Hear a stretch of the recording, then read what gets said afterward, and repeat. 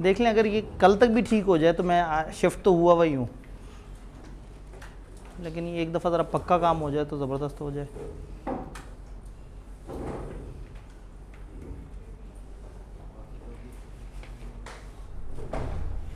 मुझ में से कुछ सिग्नल निकलते हैं, माइक कंपैटिबल नहीं है।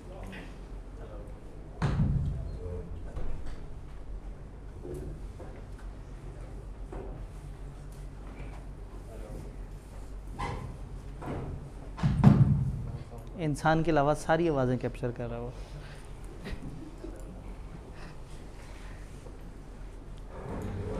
चलो मैं अपनी गुफ्तगू जारी रखता हूँ, अगर आपको लगे कि बिल्कुल ठीक चल रहा है। मैं कह रहा हूँ ना, इंसान के अलावा सारी आवाज़ें कैप्चर है।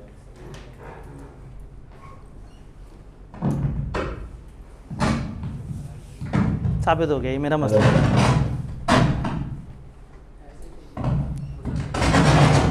कल इसे सुबह में ज़रा अच्छी तरह से चेक कर लेते हैं ज़रा। हाँ, मैं फिर अभी वाली क्लासेस सारी ज़बानी चला लेता हूँ, कोई मसला नहीं। आपने ये तो नहीं बंद कर दिया? नहीं, ठीक है, सही जी। तो मैं तो ये सोच के मेरा हासा निकल रहा है कि मुझे आपको कंपनी बतानी है कि किसे कहते हैं। वो बच्चे जो FR2 तक पहुंच गए हैं, तो मैं आपसे पूछूंगा कंपनी किसे कहते हैं। कितना मज़ा आएगा। कल की बातें याद है?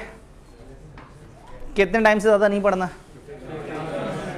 कितने दिनों से ज़्यादा नहीं पढ़ना, ये बात नहीं हुई थी। हाँ, ये बात नहीं हुई थी।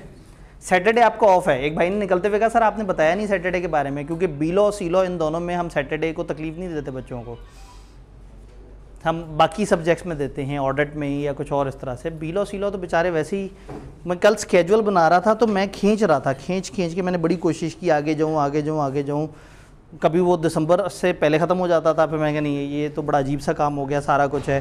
फिर मंडे पे टेस्ट वगैरह प्लान करके डाले वो सारा, तो भी ना मतलब तकरीबन कोई दिसंबर की 29-30 तारीख पे ख़त्म हो रहा था। फिर उसमें बीच में प्लान किया, मैंने कहा को 15 दिन की रिवीजन डाल दें, क्या करें, 4 चैप्टर्स रिवाइज़ करा दें, पूरा सीलो रिवाइज़ करा दें। तो फिर सोचा उस वक्त देखा जाएगा, बच्चों के हिसाब से पता लगे। मैं जज्बात में कहूँ कि पूरा सीलो रिवाइज़ करें, बच्चे 3 बैठे हुए हों, सारे वीडियोज़ पे शिफ्ट हुए हुए हों। और जब वीडियो पे शिफ्ट हो जाते हैं उनको रिवीजन क्लास देने की ज़रूरत ही नहीं है, वो रेगुलर क्लास पकड़ते हैं, 2 की रफ्तार पे चलाते हैं, बन जाती है रिवीजन क्लास।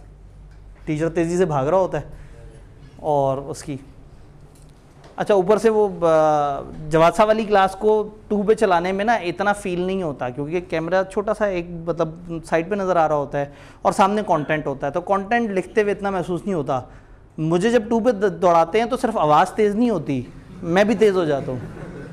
मैं चल फिर भी रहा होता हूँ तो वो ना मतलब एक अजीब सा माहौल बन जाता है, बच्चे उसे बड़ा एंजॉय करते हैं, तो वो पढ़ नहीं पाते उस टाइम पे भी। कंपनी किसे कहते हैं? कंपनी नहीं, शेयर किसे कहते हैं? शेयर के बारे में किबला हमें बताने की कोशिश करेंगे। ये शेयर क्या चीज़ है? अक्सर मैं सुनता हूँ ये वो वाली कंपनी के शेयर, ये शेयर, शेयर की ये प्राइस, वो प्राइस। शेयर क्या है? पेचीदा सवाल है। आपको सादा जवाब दे सकते हैं, ज़रूरी नहीं कि बहुत ही टेक्निकल जवाब दिया जाए।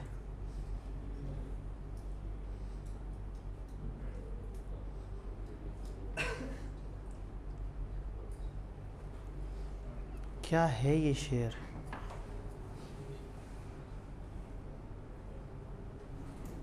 भाई काफ़ी गहरे मराकबे में डूब गए। ठीक है, गुड क्वेश्चन। नेक्स्ट, शेयर किसे कहते हैं? वो वाले भाई,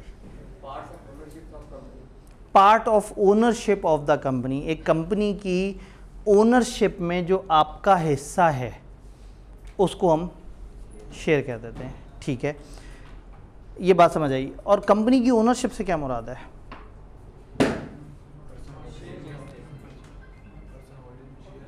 पर्सन होल्डिंग शेयर्स, वो कंपनी के ओनर्स होते हैं। कंपनी क्या होती है?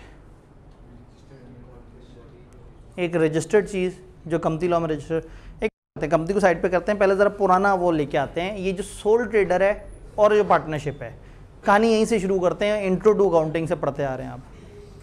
PRC में आप लोगों ने पढ़ा होगा, नहीं तो आपने FR1 में पढ़ा होगा, नहीं तो किसी ना किसी सब्जेक्ट में अब तक तो पढ़ ही लिया होगा। कोई ऐसा तो नहीं जिसको सोल ट्रेडर और पार्टनरशिप जिसने ना पढ़ी हो। ठीक है, बिजनेस लॉ में भी जिक्र नहीं हुआ इसका।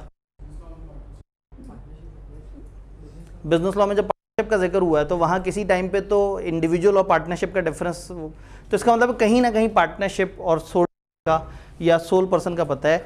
सोल ट्रेडर मतलब एक बंदा अकेले काम करे सारा, पार्टनरशिप मतलब 2 या 2 से ज़्यादा लोग मिलजुल के काम करें।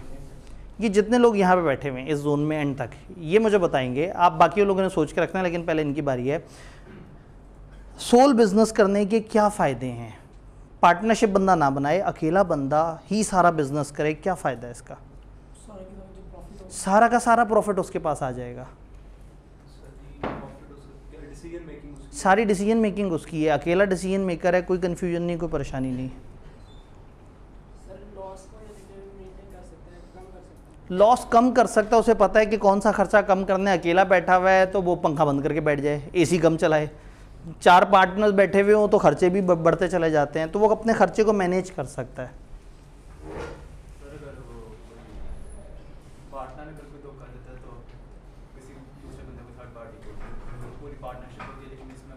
इसमें ये मसला नहीं है कि आप सुकून से बैठे हुए हैं, आपके दोस्त ने धोखा दे दिया और आप फंस गए कि आपके बिजनेस ने धोखा दिया है।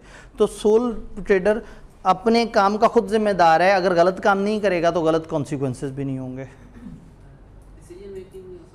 डिसीजन मेकिंग फ्लेक्सिबल है, आसान है, फास्ट है। 4 बंदे होंगे, बैठेंगे, मशवरा करेंगे, झगड़ा होगा, एग्री करेंगे, नहीं करेंगे, 100 तरह की बात होगी, डिले भी होगा और खामखा मूड ख़राब भी होगा। जबकि सोल ट्रेडर फ़ौरन से फैसला, उसकी टोटल राइट्स होंगे, जब मर्जी जो मर्जी डिसीजन ले, उसको कोई रोकने वाला नहीं, कोई टोकने वाला नहीं। ज़्यादा लोगों को ओनरशिप नहीं देनी पड़ेगी, आप अकेले चौधरी हैं, अकेले मालिक हैं अपना बिजनेस के, आपको कोई कुछ नहीं कहेगा। तो ये फ़ायदा है नुकसान है? ये फ़ायदा है। कैसे फ़ायदा? कैसे? सारा रिस्क उसके ऊपर, मतलब पार्टनरशिप में अगर रिस्क है तो 4 बंदे डिवाइड करेंगे, ठीक है। यानी कि ये पार्टनरशिप में दूसरों पे भरोसा नहीं कर सकता था। सोल ट्रेडर है तो खुद ही से जो रिस्क लेगा खुद ही उसके फ़ायदे उठाएगा। जी, प्रॉफिटेबिलिटी बढ़ जाएगी, एक बंदे को प्रॉफिट ज़्यादा मिलेगा, ज़्यादा लोग होंगे तो ज़्यादा हिस्सेदार हैं, प्रॉफिट गिर जाएगा। बिजनेस स्टार्ट करना भी बहुत आसान है, एंड करना भी बड़ा आसान है। इवन किसी दिन पता लगा कि जी वो हफ्ते बाद फलाना जगह शादी, अपनी दुकान बंद करके चला गया, 10 दिन बाद वापस आया, दुकान दोबारा ओपन कर ली। पार्टनर्स होते तो 100 तरह की बातें होती हूँ, क्या किया, इतना नुकसान फलाना, ठीक है। अकेला बंदा है, नफ़ा नुकसान का खुद मालिक। ही आगे एक भाई जो मिस हुए, गला ख़राब है, ठीक है जी, उन्होंने कहा गला ख़राब है जी जी, इधर पीछे ये कुर्ते शलवार वाले भाई जी। डिसीजन मेकिंग आसान है, वही जो उन्होंने कहा फ्लेक्सिबल फास्ट, वो वाले भाई। कोई लाइबिलिटी नहीं है, दूसरों से पूछना नहीं है, चेक एंड बैलेंस नहीं है, कोई उससे नहीं पूछेगा। बड़े अच्छे पॉइंट्स बताए। कोई ऐसे पॉइंट जो मिस हुए हैं आप में से कोई अपनी खुशी से बताना चाहे? ओनरशिप है, वो ओनरशिप वो अकेला ही मालिक है। अगर बिजनेस कर रहे हैं तो मतलब कोई उसका शेयर होल्डर कोई भी नहीं है, सारे शेयर ही उसके हैं, कोई हिस्सेदार नहीं, अकेला मालिक है, सुकून की नींद सोएगा, हर वक्त कहेगा मेरा खुद का बिजनेस है, मेरी दुकान है। रिस्ट्रिक्शन नहीं होगी, रुकावटें नहीं है जी। जितने मर्जी एम्प्लॉय रखना चाहे, जो मर्जी काम करना चाहे, रात जाते हुए एसी चला के चला जाए, कोई मसला नहीं। अपने नुकसान है ना, ठीक है, मर्जी, अपनी मर्जी का मालिक। मैनेजमेंट के लिए भी बड़ा आसान होता है। एक कॉन्सेप्ट बिजनेस में पढ़ाया जाता है, यूनिटी ऑफ कमांड। जब सर पे एक बॉस होता है ना हुक्म देने वाला, तो चीज़ें बेहतर होती हैं। जब 3-4 बॉस होते हैं तो उनके आपस की झगड़े चल रहे होते हैं, एम्प्लॉय कंफ्यूज रहते हैं।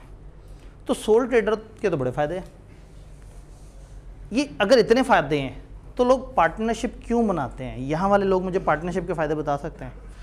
क्या है पार्टनरशिप का फ़ायदा?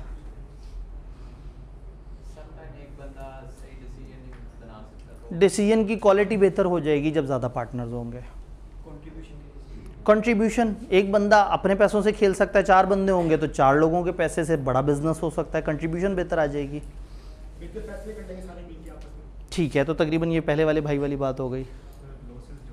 लॉसेस डिवाइड हो जाएंगे। अकेला बंदा सारे लॉसेस बेयर करता, सारे प्रॉफिट तो आपको नज़र आ रहे हैं, लेकिन लॉस भी तो अकेले का ही था, सारे मिलजुल के बेयर करेंगे।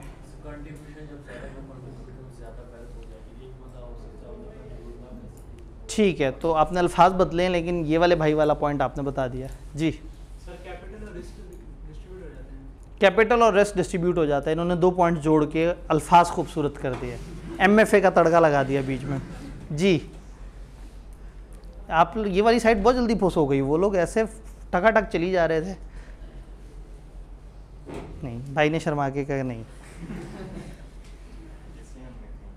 डिसीजन मेकिंग आसान हो जाती है। आसान कैसे होगी, मुझे तो लग रहा है मुश्किल हो जाती है। फैसला करते हैं तो उनमें तो कभी भी इख्तलाफ नहीं आता होगा, फ़ौरन से फैसला हो जाता होगा। फैसला अच्छा होता है, ये चीज़ ध्यान में रखनी है। फैसले का टाइम डिले हो जाता है बट क्वालिटी अच्छी हो जाती है। सोल ट्रेडर में फैसला फौरी हो जाता है बट क्वालिटी शायद हल्की हो, क्योंकि मुशावरत नहीं की गई जी। लाइबिलिटी में कमी हो जाती है, हर बंदा थोड़ा रिलैक्स हो जाता है। टाइम की बचत हो जाती है। टाइम की बचत, एक बंदा अगर 4 काम कर रहा होता, अब 4 बंदे अपना अपने हिस्से का काम कर रहे हैं, कम टाइम में ज़्यादा काम हो जाएगा। किसी एक अकेले को सारा बोझ नहीं उठाना, मिलजुल के शेयर करेंगे और इससे एक सपोर्ट भी मिलती है। लिमिटेड लायबिलिटी नहीं होती पार्टनरशिप में। ये थोड़ा सा आप गलत जुमला गलत जगह इस्तेमाल कर दिया। वर्ड अच्छा है लेकिन प्लेसमेंट गलत है। ये नुकसान है पार्टनरशिप का, एक केस में लिमिटेड लायबिलिटी नहीं होती। LLP का कॉन्सेप्ट, लिमिटेड लायबिलिटी पार्टनरशिप का कॉन्सेप्ट अभी इंट्रोड्यूस हुआ है, दुनिया में बड़े अरसे से चल रहा है। पाकिस्तान में 2017 में लेजिस्लेशन हुई, 2019 में अमेंडमेंट आई, लेकिन पाकिस्तान अभी इस पे को फॉलो नहीं कर रहा। कॉन्सेप्ट है, लेकिन हम इस वक्त पार्टनरशिप को जनरली अनलिमिटेड ही कंसिडर कर रहे हैं, जब तक इसकी कानून साजी प्रॉपर सही से नहीं हो जाती जी। कहाँ थे हम? प्रॉफिटेबिलिटी कम हो जाती है। आप फ़ायदे बता रहे थे। फ़ायदा बताना है, मैं तो डिस्करेज कर दिया आपने। मैं तो पार्टनरशिप के फ़ायदे जानना चाह रहा था। रिस्क डिवाइड हो जाता है, हर पार्टनर को प्रॉफिट मिलता है। अगर अकेला होता तो एक को मिलता। अब देखें ना कितना अच्छा हो गया, हर किसी को प्रॉफिट मिल रहा है। ये कोई मज़ेदारी वाली बात तो नहीं है, थोड़ा सा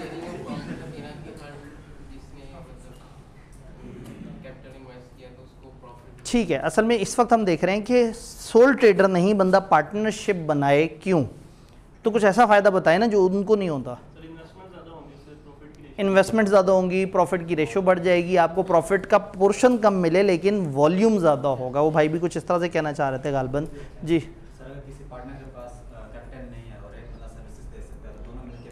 क्या कमाल बात कर दी। अकेला बिजनेस होता, पैसा भी खुद लगाते, सर्विस भी खुद वो करते। अब एक तरफ एक टेक्निकल बंदा है, पैसे नहीं है उसके पास, वो अपनी सर्विसेज दे सकता है जी। हर पार्टनर अपनी क्वालिटी के मुताबिक काम करेगा। किसी को मार्केटिंग अच्छी आती होगी, किसी को अकाउंट्स अच्छे देखने आते होंगे, किसी को सेलिंग का एक्सपीरियंस होगा। हर कोई अपना अपना डिपार्टमेंट संभाल सकता है। चेक एंड बैलेंस बेहतर होगा एक दूसरे के ऊपर। अकेला बंदा है, जब उसे पता है कि मेरा ही बिजनेस है, तो वो 1 बजे तो सो के उठेगा, फिर नाश्ता करेगा, फिर उसके बाद घर से निकल रहा होगा, घर वाले कहेंगे कि नलका ख़राब हो गया फलाना ये चीज़, क्योंकि भाई उसका तो अपनी दुकान है, जब मर्जी जाके खोल ले। तो पहले घर शहर के सारे काम करा करू के 4 बजे दुकान पे पहुंचेगा। फिर दोस्त आ जाएंगे कि भटूरे खाने के चलते हैं, फिर कहेगा चलो शुक्र है अकेला बिजनेस है, दुकान बंद करेगा, उनके साथ चला जाएगा। पार्टनरशिप में कम से कम एक चेक एंड बैलेंस तो है, एक दूसरे का खौफ तो है, कम से कम काम तो करेंगे जी। प्रॉब्लम सॉल्विंग आसान हो जाती है। इसको हम इसके लिए एक अच्छा वर्ड इस्तेमाल करते हैं, ब्रेनस्टॉर्मिंग हो जाती है। अलग अलग लोग अलग अलग आइडियाज़ लेके आते हैं, एक जगह टकराते हैं, तो कुछ ना कुछ बेहतर सोल्यूशन निकलता है हर प्रॉब्लम का।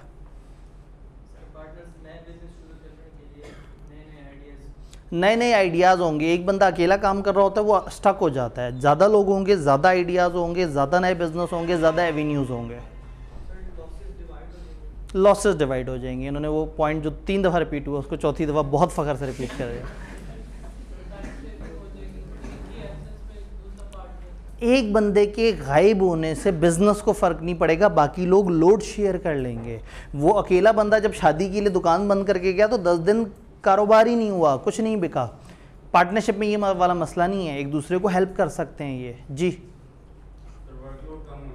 वर्कलोड कम हो जाएगा, हर बंदे को टाइम मिल जाएगा, वो अपनी फैमिली को टाइम दे सकेगा। ऑफिस में उसको उतना टाइम नहीं देना होगा जो अकेले बंदे को देना होता है।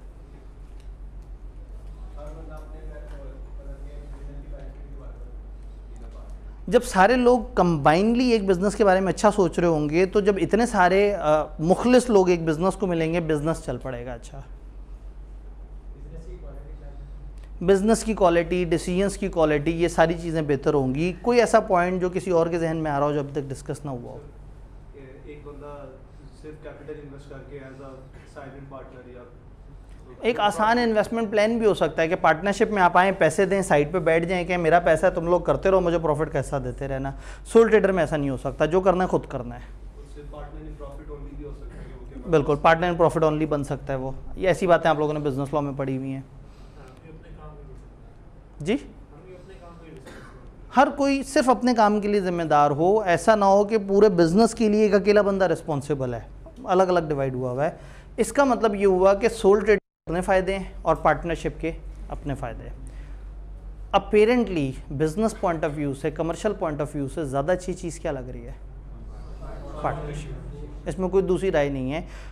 देसी छोटे हल्के बिजनेस के लिए तो सोल ट्रेडर चल जाएगा, बट अगर आप एक बड़ा बिजनेस करना चाहते हैं, ज़्यादा काम करना चाहते हैं, ज़्यादा पैसे से खेलना चाहते हैं, ज़्यादा बड़ी गेम खेलना चाहते हैं, तो साफ नज़र आ रहा है कि पार्टनरशिप एक अच्छा वो है। लेकिन पार्टनरशिप के अपने मसले हैं। एग्रीमेंट करो, किसको ज़्यादा राइट मिलेगा, किसको कम, कौन ज़्यादा मेहनत करता है, कौन कम मेहनत करता है, किसके साथ क्या होगा, और वो सारा कुछ करने के बाद भी आपकी एक अनलिमिटेड लायबिलिटी तो होती है। तो फिर अगर इससे बड़े लेवल पे बिज़नेस करना और एक ऐसा स्टैंडर्ड बिज़नेस करना है जिसमें जब मर्ज़ी जो मर्ज़ी आए, जब मर्ज़ी जो मर्ज़ी जाए, तो फिर आप इससे एक स्टेप ऊपर आते हैं। कंपनी और पार्टनरशिप में क्या फ़र्क है? क्या फ़र्क है? ये अब दरमियान के हज़रात में से कोई जवाब देना चाहे तो। किस में? कंपनी में। कंपनी एक ऐसा रजिस्टर्ड सेटअप होता है जिसकी लिमिटेड लायबिलिटी है। एक पार्टनरशिप ने किसी का 10 लाख का नुकसान कर दिया, पार्टनरशिप भले 5 लाख रुपए से चल रही है, पार्टनर सारों को मिलके 10 लाख का नुकसान भरना पड़ेगा। लेकिन कंपनी अगर 5 लाख के कैपिटल से चल रही है और कंपनी ने 10 लाख का नुकसान कर दिया, तो कंपनी कहाँ तक पाबंद है? 5 लाख तक। ये एक बेनिफिट है। और कोई कंपनी और पार्टनरशिप का फ़र्क? जी, सेपरेट लीगल आइडेंटिटी है, सेपरेट लीगल एंटिटी है। ये इन्होंने अजीब सा लफ्ज़ बोला, क्या है ये? क्या कहना चाह रहे हैं?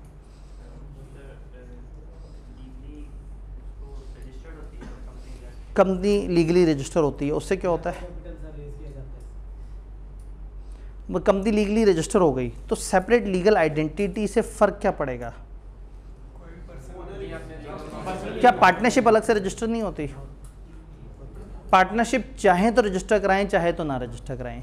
और अगर रजिस्टर करवाएं भी तो बड़े देसी लेवल पर रजिस्टर होती है। लेकिन दुनिया पार्टनरशिप को एक अलग चीज़ नहीं मानती।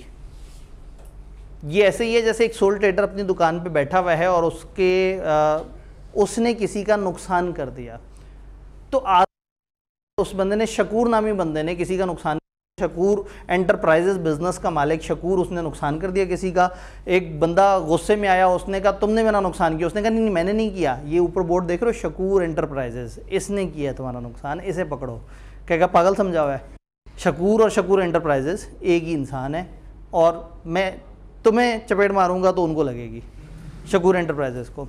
लेकिन कंपनी में आप ऐसा करते हैं, आपके घर PTCL का कनेक्शन ख़राब हो गया, आपने जनाब फ़ौरन से जाके PTCL के एक मेंबर को पकड़ लिया, तुम हो कंपनी के मालिक, तुम्हारी वजह से मेरा PTCL ख़राब हुआ। वो कहेगा मुझे मत पकड़ो, PTCL को पकड़ो।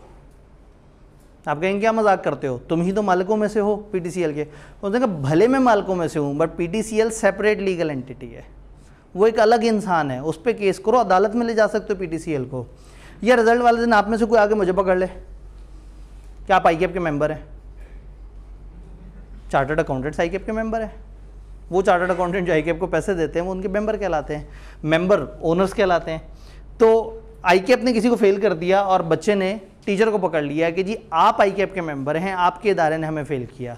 मैं कहूँगा जाओ ICAP के खिलाफ धरना दो। आप कहेंगे सर क्या मजाक कर रहे हैं, आप और ICAP एक ही चीज़ तो है। मैं कहूँगा नहीं, वो सेपरेट लीगल एंटिटी है, उसका एक अलग नाम है। ICAP अपना टैक्स भरता है, ICAP अपने नाम पे चीज़ें खरीदता है, ICAP लीगल केसेस करता है। ICAP एक बिल्कुल जस्ट लाइक एक ह्यूमन बीइंग है, जैसे मैं हूँ, मेरा एक ID कार्ड नंबर है, इसी तरह से ICAP है, और ICAP का अपना एक रजिस्ट्रेशन नंबर है। तो ICAP एक इंसान है, बस वो चलता फिरता नहीं है, लेकिन कानून की नज़र में वो इंसान है। वो चीज़ें खरीद सकता है, वो चीज़ें बेच सकता है, वो अपने नाम पे कॉन्ट्रैक्ट कर सकता है, उसको अदालत में ले जा सकते हैं, आई कैप को जुर्माना हो सकता है, आई कैप को सज़ाएँ हो सकती हैं, सब कुछ इंसान के साथ होता है लीगली वो आई कैप के साथ हो सकता है। तो आई कैप सेपरेट लीगल पर्सन है, PTCL सेपरेट लीगल पर्सन है। लेकिन 4 बंदों की पार्टनरशिप है, उसने किसी का नुकसान कर दिया, तो जिसका नुकसान हुआ वो आके किसी एक पार्टनर को पकड़े तो वो ये नहीं कह सकता जाओ पार्टनरशिप को पकड़ो। वो कहेगा जैसे मैंने पकड़ा हुआ है, गिरबान पकड़ के कहेगा जैसे मैंने पकड़ा हुआ है, ये एक पार्टनरशिप का एक रुकन है। तो वो किसी एक बंदे से भी सारा रिकवर करके जा सकता है। बिजनेस लॉ में ये वाली बातें आपको याद होंगी। तो इसका मतलब ये है कि जो पार्टनरशिप है उनकी जॉइंट एंड सेवरल लायबिलिटी है, उनकी अनलिमिटेड लायबिलिटी है, कंपनी की लिमिटेड लायबिलिटी है। पार्टनर्स और partnership one and the same thing. आपको याद होगा फर्म की डेफिनेशन पढ़ी थी, फर्म कलेक्टिव नेम है जो सारे पार्टनर्स को मिला के बोला जाता है, बट कंपनी कलेक्टिव नेम नहीं है जो सबको मिला के बोला जाए। तो कंपनी के ओनर्स और कंपनी में फ़र्क होता है। क्या ये सारी बातें क्लियर हैं? कंपनी और पार्टनरशिप में और कोई फ़र्क? कंपनियों का ऑडिट होता है, कंपनियों को लीगली बहुत सारे काम करने होते हैं, कंपनियों को लॉ फॉलो करना होता है, कंपनी का लॉ फॉलो करना होता है, उसके तहत ज़िंदगी गुजारनी होती है, सब कुछ वैसे करना होता है जैसे कानूनी तौर पे किया जाता है। और कंपनी में नंबर ऑफ मेंबर्स पे कोई रिस्ट्रिक्शन नहीं होती, ठीक है। एक ख़ास तरह की कंपनी में थोड़ी सी रिस्ट्रिक्शन कंपनी की, अदरवाइज कंपनी में जब मर्जी जितने मर्जी बंदे एंटर हो जाएं। जबकि पार्टनरशिप में आपने पढ़ा है कि खास लिमिट पे ब्रेक लग जाती है, बैंकिंग में 10 और बाकी जगह 20 के, इससे ऊपर पार्टनर्स नहीं होंगे। क्यों? क्योंकि कंपनी लॉ में हम लोग पढ़ेंगे कि लिमिटेशन है 20 से ऊपर वाले बंदों को कंपनी रजिस्टर करानी पड़ेगी।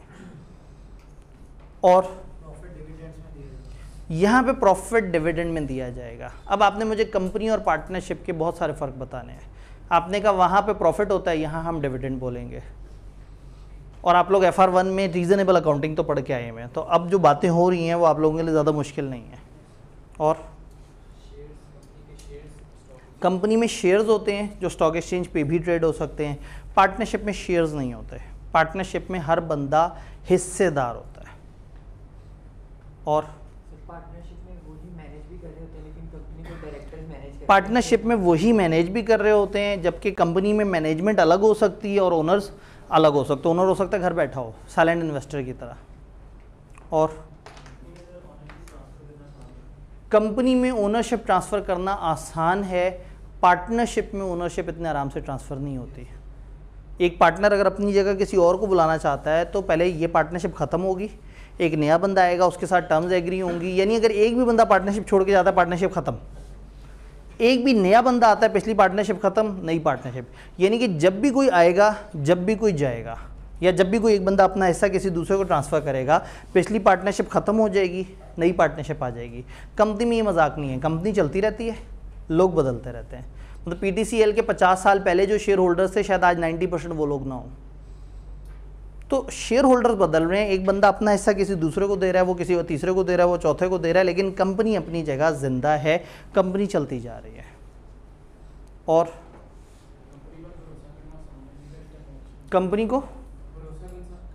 कंपनी पे भरोसा थोड़ा सा ज़्यादा करते हैं लोग। क्यों? क्योंकि कंपनी रजिस्टर्ड है, कंपनी 4-5 जगह पे अपने एडवांसेस दे के बैठी होती है, बहुत सारे इदारे से मॉनिटर कर रहे होते हैं और एक पूरे सिस्टम के मुताबिक चलती है। जो पार्टनरशिप और सोल ट्रेडर हैं, ये देसी बिजनेसेस हैं, कभी भी गायब हो सकते हैं, कभी भी इधर उधर हो सकते हैं। कंपनी इतने आराम से गायब नहीं हो सकती। और कंपनी में एक फिर चीज़ है कि वहाँ पे डबल टैक्सेशन हो रही होती है कि कंपनी अपने प्रॉफिट्स पे टैक्स देती है, फिर वो जो डिविडेंड देती है अपने शेयर होल्डर्स को, उनके ऊपर फिर से टैक्स हो रहा होता है। पार्टनरशिप में ये डिपेंड करता है कि आपने ऑप्शंस क्या रखी हैं, उसमें भी प्रोफेशनल और नॉन प्रोफेशनल का होता है। फिर क्या पार्टनरशिप टैक्स दे रही है या इंडिविजुअल पार्टनर्स, तो उसकी एक अलग खिचड़ी है, वो गालबन आपने टैक्स में कुछ ना कुछ देखी होगी। जी, कंपनी शेयर्स खरीद सकती है, पार्टनरशिप भी शेयर्स खरीद सकती है।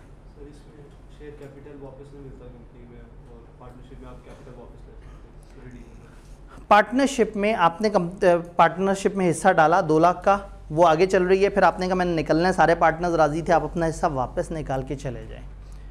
यानी कि इसमें जो कैपिटल आया था वो वापस निकल सकता है। कंपनी में इतना आसान नहीं है। कंपनी में आप आए थे, आपने शेयर खरीदे थे, पहली कंपनी जब बनी तो आपने शेयर्स खरीदे। अब आप अपने शेयर बाहर के किसी बंदे को बेच के चले जाते हैं, कंपनी आपसे आपके शेयर वापस नहीं ले रही होती और आपको खुदाफिज नहीं कह रही होती। एक ख़ास तरह का कैपिटल होता है, उसको हम कहते हैं रिडीमेबल कैपिटल। अकाउंटिंग में या आ चुका होगा या किसी ना किसी जगह इसका जिक्र होना होगा, वो कैपिटल काबिल वापसी होता है। अदरवाइज शेयर्स नॉर्मली ना काबिल वापसी होते हैं। और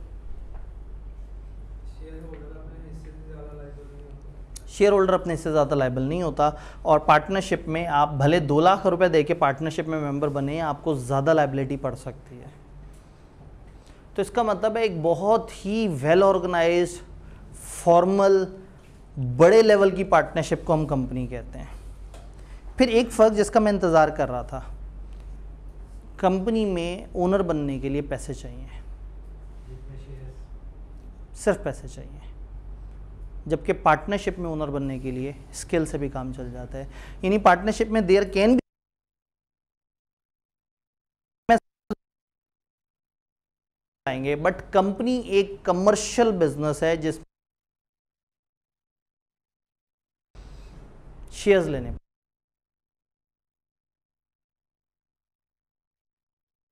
का बड़ा बिजनेस करना तो उस बड़े बिजनेस छोटे करेंगे। अब बात थोड़ी सी बच्चों वाली है, आप लोग ज़रा ज़्यादा बड़े हैं, मुनासिब नहीं है, लेकिन चलें बहरहाल।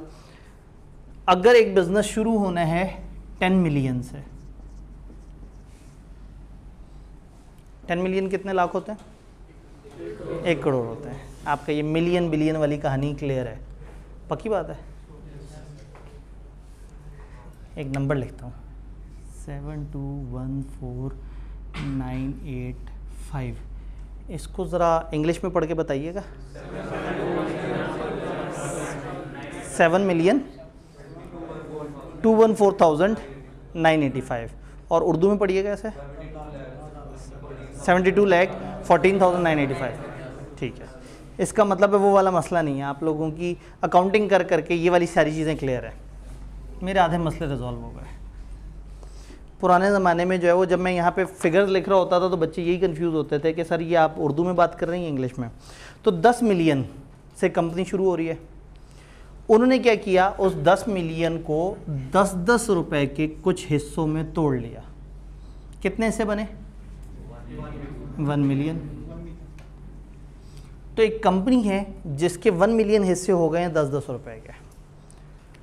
अब जिसने जितना इन्वेस्ट करना है उसको उतने शेयर्स मिल जाने हैं।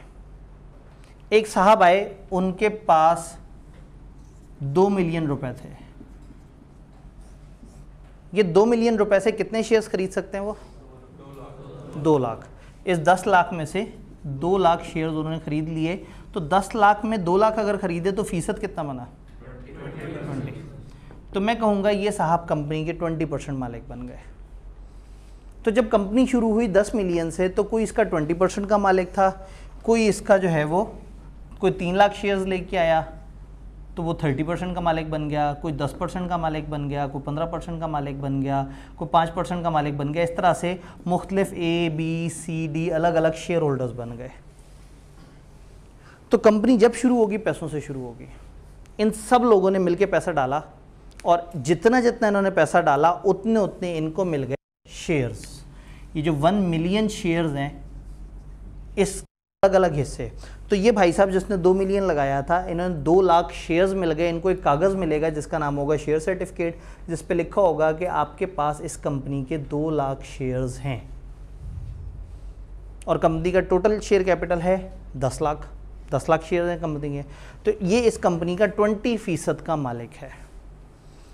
तो एक कंपनी बन गई जिसमें ये इन्वेस्टर आ गए। 10 लाख के इन्वेस्टर्स ने मुख्तलिफ जगह इन्वेस्टमेंट की और एक कंपनी में हिस्सेदार बन गए। अब कंपनी कैसे चलेगी?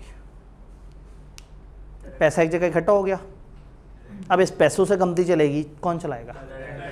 डायरेक्टर्स। अब ऐसा हो सकता है कि जो ABCD वगैरह लोग हैं, इनमें से चंद लोग आगे आएँ और कहें कि अच्छा जी हम सर्विसेज भी देंगे। तो ये ठीक है जी, आपको बना देते हैं डायरेक्टर, लेकिन फिर आपको कंपनी के लिए काम करना होगा, आप मैनेजमेंट बन जाए। तो ऐसा हो सकता है कि ये सब के सब मैनेजमेंट में आ जाए और ऐसा हो सकता है कि इनमें से कुछ सिलेक्टेड लोग मैनेजमेंट में आ जाए। कॉन्सेप्ट था ना, कुछ सर्विस प्रोवाइडर, कुछ कैश वाले। तो यहाँ प्री रिक्विजिट है कि आपको पहले पैसे देने हैं ओनर बनने के लिए। ओनर बगैर पैसों के नहीं बन सकता। ओनर चाहे एक शेयर खरीद ले 10 रुपए का, लेकिन ओनर बनने के लिए पैसे देने पड़ेंगे। पार्टनरशिप में ऐसा नहीं था, कुछ पैसे वाले लोग होते थे, कुछ सर्विस प्रोवाइडर। यहाँ पे आप तो आप ओनर बनेंगे। अब इजाफी उन पैसों के अगर आप सर्विस भी प्रोवाइड करते हैं तो फिर क्या होगा, वो आपकी कुछ सैलरी सेट कर देंगे और कहेंगे ठीक है जी, आप 2-3 हज़रात जो मिल मैनेज कर रहे हैं, जो डे टू डे अफेयर्स को देख रहे हैं, हम अपने प्रॉफिट्स में से आपको पैसे देंगे, आपकी सैलरी अदा करेंगे। तो मिस्टर बी को एक तो सैलरी मिल रही है, वो डायरेक्टर हैं, और वो सैलरी और वो सारे खर्चे माइनस होने के बाद एंड पे जो प्रॉफिट बचेगा, उस प्रॉफिट का 30% इनका हक है कि इनको मिले। क्या हमेशा मिलेगा? डायरेक्टर्स ये तय करेंगे कि डिविडेंड कितना होना चाहिए, यानी कि ये प्रॉफिट, ये कंपनी ने 1 साल बिजनेस किया और सारे खर्चे निकाल के इनको प्रॉफिट हो गया 1.5 लाख का। साल एंड हो गया, डायरेक्टर्स की सैलरियाँ, बाकी खर्चे सब कुछ निकाल के इन्होंने जो 1 करोड़ से बिजनेस शुरू किया था, इनको साल के एंड पे प्रॉफिट हुआ है 1.5 लाख। अब इनकी मर्जी ये पूरा का पूरा बांट दें, डायरेक्टर्स की मर्जी पूरा का पूरा बांट दें, या कहें यार एक काम करते हैं, इसमें से 50,000 उठा के हम इसमें ऐड कर देते हैं ताकि हमारे पास भी थोड़े से कुछ रिजर्व साथ साथ बिल्ड होना शुरू हों, और 1 लाख रुपए को बांट देते हैं। ये 1 लाख किस रेशो में बटेगा? Share holder. इस रेशो में इन लोगों को ये पैसे मिल जाएंगे और बाकी पैसा कंपनी में चला जाएगा। कंपनी की वर्थ बढ़ जाएगी। पहले 1 करोड़ की कंपनी थी, अब 1 करोड़ और 50,000 की कंपनी है। अब मैंने तो 1 करोड़ से साल के बाद छोटा सा प्रॉफिट 1.5 लाख जनरेट करवाया, पहला साल था। अदरवाइज कंपनी 1 करोड़ के ऊपर हो सकता है साल में कोई 35-40 लाख का प्रॉफिट जनरेट कर ले। हो सकता है उसमें से कोई 15-1 लाख रुपए वो रिजर्व में रखें और 20 लाख डिविडेंड के तौर पे बांट दें।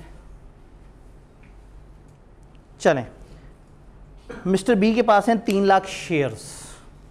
Mister be in 3 lakh shares के साथ क्या क्या कर सकते हैं?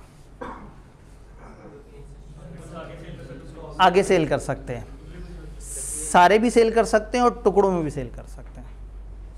पार्टनरशिप में ऐसा नहीं होता। यहाँ पे आपके पास 3 लाख शेयर हैं, आपने क्या किया, आपने कहा कंपनी अच्छी चल रही है, मार्केट में इसकी वर्थ है, एक काम करता हूँ आधे शेयर बेच देता हूँ, 1.5 लाख शेयर अपने पास रखे और 1.5 लाख मार्केट में बेच दिए।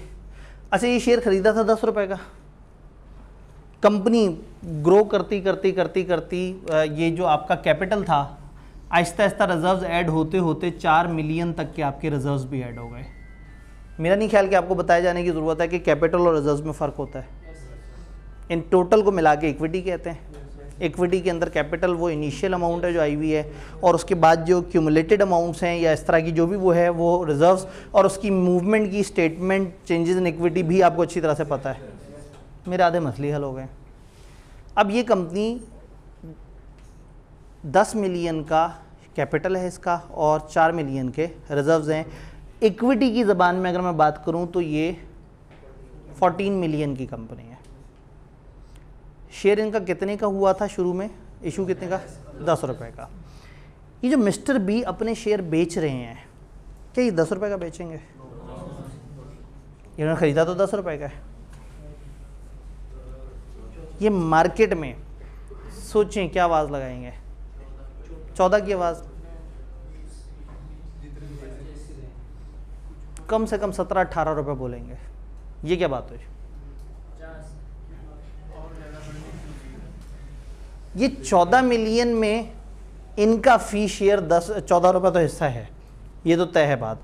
आज कंपनी बंद कर दें और सबको उनका पैसा वापस करें रिजर्व समेत, तो मिस्टर बी को अपने एक शेयर पे 10 रुपया नहीं मिलना। ये उनके शेयर की ब्रेकअप वैल्यू है। ऐसे अल्फाज पढ़े हुए अकाउंटिंग में। फेस वैल्यू क्या होती है? वो जो उसके ऊपर लिखी है 10 रुपये। ब्रेकअप वैल्यू क्या होती है?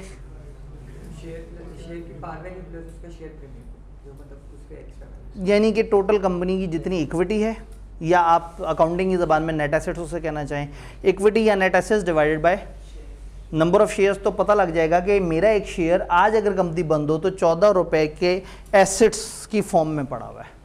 नेट एसेट्स 14 रुपये के हैं इस 10 रुपये के अगेंस्ट, 10 रुपये फेस वैल्यू थी, 14 रुपये ब्रेकअप वैल्यू। अब ये 14 रुपये तो कम से कम आज मिलने हैं, लेकिन ये जिस साहब को शेयर दे रहे हैं वो आज कंपनी में 14 रुपये का हिस्सेदार तो बन रहा है, प्लस कंपनी हर साल डिविडेंड भी तो दे रही है। आप एक बंदे को एक ऐसी चीज़ दे रही हैं जो उसकी असल रकम तो महफूज है ही है, हर साल उसको इजाफी प्रॉफिट्स भी मिलने हैं। तो आप 14 की आवाज़ नहीं लगाएंगे, आप 20 की आवाज़ लगाएंगे। आप उसे कहेंगे देखो तो सही, इस शेयर पे साल में 2 रुपये तो डिविडेंड मिल जाता है और हर साल मिलता है, तो तुम आज एक ऐसी चीज़ उस पर आगे अनलिमिटेड टाइम तक तुम्हें 2 रुपये, 1.5 रुपये, 4 रुपये, 3 रुपये प्रॉफिट मिलता रहेगा। तो इसका मतलब ये है कि जो शेयर की फेस वैल्यू है वो कंपनी के अकाउंट्स में है, मार्केट किसी और तरह से चल रही है। मार्केट में जो इन्वेस्टर है वो देख रहा है कि मैं जो खर्च रहा हूँ मुझे उस पैसे के बदले वर्थ क्या मिल रही है, और वो मैं आगे बेच कितने का सकता हूँ, और अगर मैं अपने पास रखूँ तो मुझे सालाना कुछ उसमें मज़ीद नफ़ा आएगा या नहीं आएगा। तो इसका मतलब ये हुआ कि एक शेयर होल्डर अपने शेयर पे 2 तरह के रिटर्न्स लेता है, एक कैपिटल एप्रिसिएशन और एक जो डिविडेंड्स आ रहे हैं, तो वो उसी तरह से वर्थ करता है। ये ऐसे ही है जैसे एक घर अगर आपके पास है तो एक तो वो मंथली किराया जनरेट कर रहा है और दूसरा उसकी वैल्यू बढ़ रही है। तो शेयर खरीदते वक्त भी लोगों के जहन में ये 2 तरह के रिटर्न्स होते हैं। आप जब MFA में जाएंगे या अगर आप पहुंचे हुए हैं तो वहाँ आप देख रहे होंगे कि वहाँ पे आप इस तरह से वैल्यू करते हैं शेयर्स को, कि आप कहते हैं कि ठीक है शेयर की वर्थ इस तरह से होगी। तो शेयर्स और ये सारा कॉन्सेप्ट क्लियर है। इसका मतलब मिस्टर बी एक और बंदे को शेयर दे दें, वो भी शेयर होल्डर बन जाएगा। मिस्टर बी भी शेयर होल्डर हैं, आप 1.5 लाख शेयर इनके पास हैं, 1.5 लाख उनके पास हैं। अगर ये सारे शेयर भी दे दें और एक शेयर भी अपने पास रखें तो भी मिस्टर बी शेयर होल्डर है, और प्रॉफिट का उतना फीसद का उनका हक है अगर डायरेक्टर्स एग्री कर लें। तो डायरेक्टर्स एंड कंपनी की मैनेजमेंट गड़बड़ होगी, इन्हें पकड़ेंगे, उन्हें नहीं पकड़ेंगे, वो सामने नहीं है, वो एक्टिव नहीं है। और अगर इतना बड़ा मसला हुआ कि कंपनी बंद करने की नौबत आ गई तो कंपनी के पास जितना पैसा है उससे ज़्यादा कंपनी से मांगा नहीं जा सकता। इन अदर वर्ड्स, ये भाई साहब ने 10 रुपये फी शेयर दिए थे कंपनी को, अगर कंपनी बंद हो गई तो इनका वो 10 रुपया वापस नहीं मिलेगा इन्हें, लेकिन इनसे मज़ीद पैसे भी कोई नहीं मांग सकता। तो इसका मतलब है हर शेयर होल्डर की लायबिलिटी उतनी अमाउंट तक लिमिटेड है जितनी अमाउंट के उसने शेयर खरीदे हुए हैं, उससे ज़्यादा नहीं मांगे जा सकते, लेकिन वो सारे डूब ज़रूर सकते हैं। ये सारी बातें क्लियर है। कंपनी में ओनर्स चेंज होते रहें कंपनी को फ़र्क नहीं पड़ता। अगर एक कंपनी में 50,000 शेयर होल्डर्स हैं तो हो सकता है महीने बाद 4,000 शेयर होल्डर्स ने कुछ और 4,000 लोगों को अपने शेयर बेच दिए हों, वो 4 चले गए, वो 4 आ गए, कंपनी को फ़र्क नहीं पड़ा, पार्टनरशिप को पड़ता था। तो बजाय इसके कि पार्टनरशिप की तरह एक पार्टनरशिप डीड बनाई जाए जिसमें लिखा हो कि कौन से पार्टनर्स हैं, उनके क्या नाम हैं और वो क्या करेंगे, कंपनियों में मेमोरेंडम और आर्टिकल्स होते हैं, कंपनियों के कानूनी ढांचे बने हुए होते हैं कि ये कंपनी है, इस कंपनी का ये नाम है, ये टोटल शेयर कैपिटल है, इस सूबे में रजिस्टर हुई है, ये हमारा मेन बिजनेस है, और हम लोग ये लाइबिलिटी रखेंगे, हमारी टाइप ऑफ कंपनी ये है। बस ये बातें लिखेंगे अपने मेन डॉक्यूमेंट्स में। अपने एक और डॉक्यूमेंट आर्टिकल्स में अपने रूल्स बताएंगे कि अच्छा हम कैसे चलेंगे, हम डिविडेंड कैसे दिया करेंगे, हम अकाउंट्स कैसे बनाया करेंगे। तो क्या किया, 2 डॉक्यूमेंट बनाए कंपनी के। अब ये कंपनी के डॉक्यूमेंट बनाए, इंसानों के डॉक्यूमेंट नहीं बनाए। पार्टनरशिप डीड क्या था, इंसानों का डॉक्यूमेंट था। ये 5 लोग हैं, ये इतने पैसे देगा, ये इतने पैसे देगा, ये ऐसे काम करेगा, ये ऐसे। तो उसमें जब नया बंदा जाता था पार्टनरशिप डीड बदलनी पड़ती थी। कंपनी में आपने क्या कर दिया, एक स्टैंडर्ड स्ट्रक्चर बना के दुनिया के सामने रख दिया। इन्होंने कंपनी शुरू की थी, अब इसे ये हवा में बह रही है, मार्केट से लोग इसके शेयर खरीद रहे हैं, मार्केट में लोग इसके शेयर बेच रहे हैं, और कंपनी जो है वो अपने उन पैसों से चल रही है। कंपनी की इंतज़ामिया कुछ और लोग चला रहे हैं, उनको उनके पैसे मिल रहे हैं, और उन पैसों के बाद भी अगर कोई बचत है तो ओनर्स को बचत भी मिल रही है, और बचत का कुछ पोर्शन कंपनी में री इन्वेस्ट भी हो रहा है। तो फिर क्या होता है, एक ऑटोमेटेड सिस्टम चल पड़ता है कि बोर्ड ऑफ डायरेक्टर्स बैठ के फैसले करेंगे, कुछ फैसलों से उन्हें फ़ायदा होगा, कुछ फैसलों से कंपनी को फ़ायदा होगा। अल्टीमेटली एक सेल्फ सस्टेनिंग सिस्टम चलता रहेगा, कंपनी ऑटोमेटिकली चलना शुरू हो जाती है, और एक घर बैठा इन्वेस्टर उसको ज़्यादा दिक्कत नहीं करनी पड़ती, बस ये सोचना पड़ता है कि कौन सी कंपनी अच्छा परफॉर्म कर रही है, किसके शेयर खरीद लेने में फ़ायदा है। All clear? अंग्रेज़ी देखें इन सारी चीज़ों की। अब ये सारी बात हमने की हुई है और ये बात आपको अच्छी तरह से आती है, मैंने सिर्फ रिपीट की है। अगर हम सोल ट्रेडर, पार्टनरशिप और कंपनी में फ़र्क देखने की बात करें तो individual who owns and runs his और हर ओन बिजनेस वो सोल ट्रेडर है।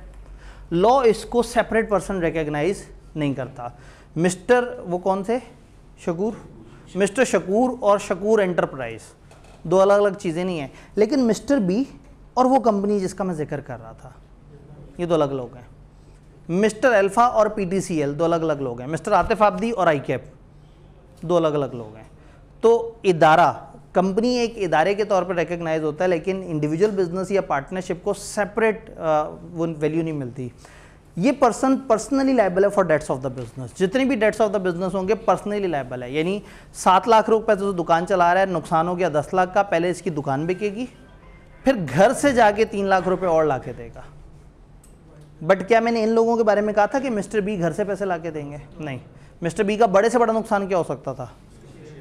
जो पैसा लगाया हुआ वो डूब जाएगा। Partnership, group of individuals who own and run their own business. Partnership business is not recognise as person by law. वही सोल ट्रेडर और पार्टनरशिप दोनों में ही प्रॉब्लम है कि कानून इनको सेपरेट पर्सन काउंट नहीं करता। पार्टनरशिप कलेक्टिवली उन चारों को, तीनों को, जितने भी पार्टनर हैं मिला के कहते हैं। Partners are personally liable jointly with other partners for debt. अगर बिजनेस लॉ की कुछ बातें याद हो, एक भी पार्टनर की गलती, वो गलती कर देता था, नुकसान हो जाता था, थर्ड पर्सन आके किसी दूसरे, तीसरे, चौथे पार्टनर को पकड़ के उसे रिकवर कर लेता था। फिर ये आपस में करते थे गलती और कितना डिवाइड करना है, लेकिन कहने का मतलब है कि हर पार्टनर के एक्शन के लिए जिम्मेदार। यह ऐसा नहीं है, उसकी गलती पे वो जवाबदेह होगा, मिस्टर बी को कोई नहीं पकड़ेगा। कंपनी में क्या होता है? Capital of company is represented by shares. Company के जो कैपिटल है उसको हम रिप्रेजेंट कैसे करते हैं? शेयर्स की फॉर्म में। ऑर्डिनरी शेयर होल्डर्स उसके ओनर्स होते हैं। अब थोड़ा सा आगे जाके हम ऑर्डिनरी और प्रेफरेंस की डिबेट करेंगे। आई नो कि आप लोगों को पहले से पता है, मुझे हौसला हो जाएगा, मैं आप लोगों से पूछ लूंगा। Company is created by process establish by companies act 2017। Companies act 2017 ने जो प्रोसेस बताया उसके तहत कंपनी बनेगी। इसका मतलब है ये पूरे प्रोसेस के तहत बनेगी। हम चैप्टर नंबर 2 में वो प्रोसेस समझेंगे कि कंपनी बनते कैसे। Company is a legal person. Company एक अलग लीगल पर्सन है, separate from its owner. Company अपने ओनर से अलग है। इसको हम कानूनी ज़बान में कहते हैं doctrine of corporate personality. Doctrine कहते हैं रूल को, कॉर्पोरेट कहते हैं कंपनी को, और पर्सनैलिटी कहते हैं इंसान को। तो कंपनी एक सेपरेट लीगल पर्सन है, इसके लिए कानूनी ज़बान में वर्ड्स इस्तेमाल होते हैं डॉक्ट्राइन ऑफ कॉर्पोरेट पर्सनैलिटी। अब MCQ के लिए इस तरह की चीज़ बड़ी मज़े की होती है, क्या कि अपने कहीं भी तकलीफ देनी हो तो अचानक से बीच में चलते चलते कहें इनमें से बताओ कौन सी चीज़ डॉक्ट्राइन ऑफ कॉर्पोरेट पर्सनैलिटी है, और आपने सोचा कि गंदा सा वर्ड है, इग्नोर कर देते हैं, बाकी को याद कर लेते हैं। तो डॉक्ट्राइन ऑफ कॉर्पोरेट पर्सनैलिटी का मतलब है रूल कि कंपनी की अपनी एक personality. Companies are manage by directors. ये कॉमन डिफरेंसेस बताए, आज पहली दफ़ा पढ़ लिए और ये आखिरी दफ़ा था, दोबारा इसको आपने कभी भी नहीं पढ़ना। मेरा नहीं ख्याल कि इतने मैच्योर बच्चों को ये वाली चीज़ पढ़नी चाहिए। हाँ, किताब ने थोड़ा सा आगे चल के कंपनी के कुछ फीचर्स पे अलग से बात की है, इसको ज़रूर पढ़ लेंगे। तो जिससे ऊपर आपने पढ़ा है आप उसे इग्नोर कर सकते हैं अगर हैंड आउट आपको मिले। हैंड आउट आपको नहीं मिले, ठीक है, हैंड आउट डिस्ट्रीब्यूट किए जा सकते हैं। अगर हमें शुरू में हैंड आउट मिल जाए तो आप वहीं ढूंढ रहे होते हैं कि मिस्टर बी तो यहाँ लिखे हुए नहीं है, सर पता नहीं क्या पढ़ाई जा रहे हैं। 3 फीचर्स हमारी किताब ने ज़रा हाईलाइट करके बताए कि पार्टनरशिप वर्सेस कंपनी या कंपनी के कौन से मेन डिस्टिंग्विश फीचर्स होते हैं। Number 1, separate legal personality. Company एक अलग लीगल इंसान है। Company can enter into contract with other person. Company बाकी लोगों के साथ कॉन्ट्रैक्ट कर सकती है। PTCL मुख्तलिफ लोगों से कॉन्ट्रैक्ट कर सकता है, मुख्तलिफ इदारे कॉन्ट्रैक्ट कर सकते हैं। तो कंपनी एक अलग पर्सन है, वो कॉन्ट्रैक्ट सकती है, वो अपने एसेट्स खरीद सकती है, वो टैक्स देगी, वो अपने प्रॉफिट पे टैक्स देगी। तो कंपनी ज़मीन खरीद सकती है, कंपनी ज़मीन बेच सकती है, लीगल केस कर सकती है, कंपनी पे लीगल केस हो सकता है, कंपनी गाड़ी खरीद सकती है, कंपनी कॉन्ट्रैक्ट्स में एंटर हो सकती है, कंपनी दूसरों को पेनल्टी चार्ज कर सकती है, कंपनी पे पेनल्टी चार्ज हो सकती है। कंपनी एक सेपरेट इंसान है, सेपरेट फ्रॉम ओनर। ओनर अलग लोग हैं और उनकी कंपनी अलग है। ये पॉइंट 100% क्लियर है, तो हम आगे चलें। Second point, limited liability. Liability of the owners of company for the debts of company, company के डेट्स के लिए कंपनी के ओनर्स की लाइबिलिटी कितनी है, is limited to amount of their, जो 20 लाख रुपया शुरू में लगाया था बस वहां तक, उससे ज़्यादा आपसे कोई पैसे नहीं मांगेगा। तो कंपनियों में लिमिटेड लाइबिलिटी कॉमनली हम पढ़ेंगे जिसमें रूल थोड़ा सा डिफरेंट है, अदरवाइज कॉमन में लिमिटेड लाइबिलिटी होती है। फिर कंपनी में ओनरशिप ट्रांसफर हो जाती है, कंपनियों में परपेचुअल सक्सेशन होती है। सक्सेशन मतलब विरासत, यानी एक का वारिस दूसरा, दूसरे का तीसरा, तीसरे का चौथा। जैसे मिस्टर बी ने 1.5 लाख शेयर उठा के किसी और को दे दिए, अब वो वारिस बन गया, अब वो उस पैसे का हकदार है। उसने किसी और को दे दिए, वो वारिस बन गया। तो सक्सेशन का मतलब है लोग बदलते जा रहे हैं। परपेचुअल, परपेचुइटी पढ़ी थी कभी बचपन में, अनलिमिटेड एन्विटी। परपेचुअल आपने इन्वेंट्री सिस्टम भी पढ़ा होगा, वो क्या होता है भला? लगातार, हर वक्त मुसलसल अपडेट होता हुआ। तो परपेचुअल का मतलब होता है मुसलसल, ऑन गोइंग। सक्सेशन का मतलब विरासत। तो कंपनियों में ऑन गोइंग विरासत है, हर वक्त बदल रहे हैं लोग, हर वक्त नए लोग आ रहे हैं, पुराने जा रहे हैं, नए आ रहे हैं, पुराने जा रहे हैं। 50 साल पहले पीटीसीएल के जो ओनर्स थे और आज जो पीटीसीएल के ओनर्स हैं, मैंने आपको कहा शायद 90% लोग डिफरेंट हो, बट क्या पीटीसीएल ख़त्म हो गया? पीटीसीएल वही है। जैसे पाकिस्तान है, हुकूमतें आ रही हैं, जा रही हैं, आ रही हैं, जा रही हैं, वो वहीं पे ही है। एस्टेब्लिशमेंट है, परमानेंट इदारे हैं। तो हुक्मरान चेंज हो रहे हैं, फौज के ऊपर के बंदे चेंज हो रहे हैं, इदारों के ऊपर के बंदे चेंज हो रहे हैं, लेकिन इदारा वहीं खड़ा हुआ है, इंसान बदल रहे हैं, अनलेस के एक्सटेंशन मिल जाए। तो मतलब कभी कभी इस तरह से होता है ना, एक्सटेंशन मिल जाती है, कोई ज़रूरी मामला हो तो आपको होता है, फिर कानून साजी करते हैं। तो इन सारी पार्टीज़ ने मिल के एक्सटेंशन के लिए ओके किया था। तो अभी शायद देखें क्या बनता है। इस दफ़ा तो एक्सटेंशन के लिए कानून साजी करनी पड़ी थी, गुंजाइश ख़त्म थी एक्सटेंशन की। और हैरत की बात है कि जिन्होंने कानून साजी करवाई उसके लिए, वो अब कह रहे हैं कि ये गलत है। ये पिछले 5-6 महीने में ना आपकी आंखों से सारे पर्दे हट चुके हैं। आपको समझ आ गया है कि ये सब चोर हैं, सब के सब अनफॉर्चुनेटली सिर्फ अपना सोचते हैं, सिर्फ अपने बारे में बात करते हैं, और हम सिर्फ पागल बनने के लिए बैठे हैं। हम सिर्फ इसी में एंजॉय करते रहेंगे कि देखा तेरी जमात वाले बंदे की वीडियो आ गई, तेरी जमात वाले बंदे की ऑडियो आ गई, तेरे वाला बंदे ने ऐसे कह दिया, वो कहते हैं तेरे वाले बंदे ने ऐसे कर दिया, वो भी तो गलत है, उसने कहा तो वो भी तो गलत है, वो भी तो खाता है, हाँ तो वो भी तो खाता है। और इसी पे खुश हैं कि दूसरे के लीडर की बुराइयां वो कर ली, और वो एक दूसरे पे इल्ज़ाम लगा के अपना वही खेल खेली जा रहे हैं।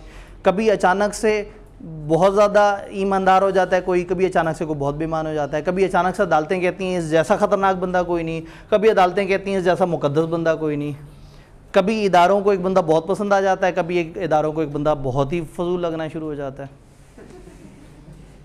तो सिस्टम ऐसे ही है, और हम बस आपस में सिर्फ फेसबुक पे थोड़ा शोर मचा के खुश हो जाते हैं, और मुल्क चली जा रहा है। मतलब ज़रूरत पड़ने पे बाहर से बंदा बुला के वज़ीर आज़म लगवा दिया जाता है उसे। मैं आज की बात नहीं कर रहा, एक मुशर्रफ दौर में दूसरे मुल्क से इंपोर्ट करके बंदे को पहले उसको इलेक्शन लड़वा के, पहले सीट दिलवा के, और फिर वज़ीर आज़म बनाया, और हम बैठे हुए थे क्योंकि हमें उससे कोई फ़र्क नहीं पड़ता। हम अपने फेसबुक पे थोड़ा सा शोर वगैरह मचा के खामोश हो जाते हैं। वोट वाले दिन कौन निकले, गर्मी बड़ी होती है, ऊपर से फेसबुक पे शोर मचाने वाले मैक्सिमम लोग वोट भी नहीं दिए होते उन्होंने। तो इसलिए ना मतलब कोशिश कीजिएगा कि या तो फेसबुक पे शोर ना मचाएं या वोट दे के शोर मचाएं। कम से कम अपनी वो पावर इस्तेमाल करें। वो पावर जहाँ इस्तेमाल करनी है वहाँ नहीं करते, सोशल मीडिया पे आके शोर मचाते हैं। ये वही लोग, ये उसी तरह की अप्रोच है कि सोशल मीडिया पे आईकेप को टैग करके कहते हैं आपकी पॉलिसी गलत है। उनको मेल करके नहीं कहते, उनके ऑफिस में पहुंच के उनको नहीं कहते। वो जब मीटिंग में लोगों को बुलाते हैं, एग्जामिनेशन डिपार्टमेंट ने लाहौर में पिछले 1 साल में 3 दफ़ा सेशन रखे कि बच्चे आएँ और हमें प्रॉब्लम्स बताएं। नेट पे डाला, बच्चे ही नहीं आए, लाइव सेशन में नहीं आए, क्योंकि बच्चे फेसबुक पे बता रहे थे कि उनको क्या दुख है। तो ये सही एवेन्यू पे बात करेंगे तो बात एक्नॉलेज भी होगी, गलत एवेन्यू पे शोर मचाएंगे तो वो सिर्फ एक शुगल होगा, बाकी कुछ भी नहीं होगा। तो कंपनियों में परपेचुअल सक्सेशन है, कंपनी वहीं रहेगी, लोग बदलते रहेंगे। जहाँ से ये बात चल रही थी कि पाकिस्तान वही रहेगा, लोग बदलते रहेंगे, फौज वही रहेगी, लोग बदलते रहेंगे, SECP वही रहेगा, लोग बदलते रहेंगे, PTCL वही रहेगा, लोग बदलते रहेंगे। परपेचुअल सक्सेशन है। इसको उन्होंने कैसे एक्सप्लेन किया है? Any legal person can own shares in a company, कोई भी शख्स कंपनी में शेयर्स खरीद सकता है। इवन कोई और कंपनी भी किसी और कंपनी की शेयर खरीद सकती है, पार्टनरशिप शेयर खरीद सकती है, सोल ट्रेडर शेयर्स खरीद सकता है। शेयर होल्डर अपने शेयर ट्रांसफर कर सकते हैं किसी और को। इससे लीगल स्टेटस या लीगल एग्जिस्टेंस ऑफ कंपनी पे फर्क नहीं पड़ेगा। एक पार्टनर अगर चला जाता था पार्टनरशिप से, बंद हो जाती थी पार्टनरशिप, फिर नई बनानी पड़ती थी। बट कंपनी का एक बंदा छोड़ के चला जाए तो कंपनी को पता भी नहीं लगना, वो किसी और को शेयर बेच के चला गया, कंपनी चलती रहेगी। वो जिसने शेयर खरीदे वो अपने नाम पे नहीं भी ट्रांसफर कराएगा तो भी कंपनी चलती रहेगी। दोबारा पढ़ते हैं, it does not affect the legal status और existence of company, share holder अपने शेयर ट्रांसफर कर सकते हैं। And finally company continues to exist unaffected by change in ownership, ownership में जो मर्जी चेंज हुआ कता नज़र इसके कंपनी मुसलसल चलती रहती है। आई होप कि मैंने बहुत ज़्यादा तकलीफ नहीं दी। कुछ पुराने लोगों को पता थे शेयर का, तब जब मैंने तस्करा शुरू किया तो थोड़ा सा मुझे आइडिया कि थोड़ा सा मुझे कंपनी लॉ के पर्सपेक्टिव से इसके ऊपर बात करनी चाहिए। तो क्या ये आपको बात क्लियर है कि कंपनी में ओनर कौन बनता है? जो शेयर खरीदता है। शेयर क्या चीज़ है? कंपनी की शेयर कैपिटल कैसा? आपको पता है शेयर की डेफिनेशन क्या है? बड़ी प्यारी डेफिनेशन है, a share is a share in share capital. कभी कभी ऐसी मजाकिया डेफिनेशन भी होती है, a share is a share in the share capital of company. Company के शेयर कैपिटल में एक शेयर को शेयर कहते हैं, यानी कंपनी के शेयर कैपिटल में आपके हिस्से को आपके हिस्सा कहते हैं या हसस कहते हैं। शेयर को उर्दू में शेयर्स को हसस कहते हैं, हिस्से की जमा। तो शेयर का कॉन्सेप्ट क्लियर है, कंपनी में ओनर बनने का कॉन्सेप्ट क्लियर है, डायरेक्टर बनने का। अब ये हमारे चैप्टर्स अलग अलग तरीके से काम कर रहे हैं। चैप्टर 1 बताएगा कंपनियों की कैटेगरीज कितनी है। चैप्टर 1 का जोर इस चीज़ पे कि कंपनियां कितनी किस्म की हैं, और थोड़ा सा बताएंगे कंपनी रजिस्टर कैसे होती है। चैप्टर 2 कंपनी के डॉक्यूमेंट्स और रजिस्ट्रेशन पे बात कर रही होगी। चैप्टर 3 डायरेक्टर्स कैसे कंपनी चलाते हैं। चैप्टर 4 अदर ऑफिसर्स क्या कर रहे होते हैं। चैप्टर 5 में शेयर कैपिटल के ऊपर डिस्कशन होगी कि शेयर कैपिटल के क्या रूल्स हैं। चैप्टर 6 शेयर्स इशू करने के प्रोसेस पे बात करेंगे। चैप्टर 7 लोन्स और उससे रिलेटेड जो प्रोसेस उस पर बात करेंगे। चैप्टर 8 में मीटिंग्स का जिक्र होगा कि कंपनी चलती कैसे है। 9 डिविडेंड के ऊपर बात करेगा, 10 इन्वेस्टमेंट्स पे बात करेगा, 11 अकाउंट्स पे बात करेगा, और 12 में हम कंपनी को बंद कर देंगे वाइंडिंग अप की बात। तो हर चैप्टर अलग अलग डायमेंशन पे बात करेगा। तो कोशिश ये करनी है कि ये मत समझें कि आज हमने सारी बातें पढ़ी हैं। आज हमने बिल्कुल हल्का सा आगाज़ किया है। मैंने ये अजम्पशन लेते हुए कि आप में से कुछ लोगों ने ज़्यादा पढ़ा हुआ है और कुछ लोगों ने कम पढ़ा हुआ है, आप सब लोगों को एक जगह पे लाने की कोशिश की है। अगले 2 दिन हमारे थोड़े से बोर हैं क्योंकि उसमें कुछ डेफिनेशंस हैं। तो अब हम अपनी कार्रवाई कल से इंशाल्लाह ताला शुरू करेंगे। आज आपने क्या पढ़ के आना है? सिर्फ पहला सफ़ा। आज हम बहुत शर्मिंदा हैं, हमने बड़ा कम पढ़ा। आपने घर जाके इसे पढ़ना है, और जो डिस्टिंग्विशिंग फीचर्स ऑफ कंपनी नीचे लिखे हुए हैं उससे ऊपर वाली चीज़ पे भले क्रॉस लगा दें, क्योंकि वो सिर्फ एक स्टार्टिंग वो था कि आप लोगों को वो डिफरेंसेस पता हो। कंपनी वाले वो फीचर्स नीचे अलग से बताएं। पर्सनैलिटी अल्फाज आपने ध्यान में रखने हैं, वो ऊपर से नीचे लिख लीजिएगा। तो इंशाल्लाह ताला कल यहाँ से एक स्टेप आगे चलते हैं।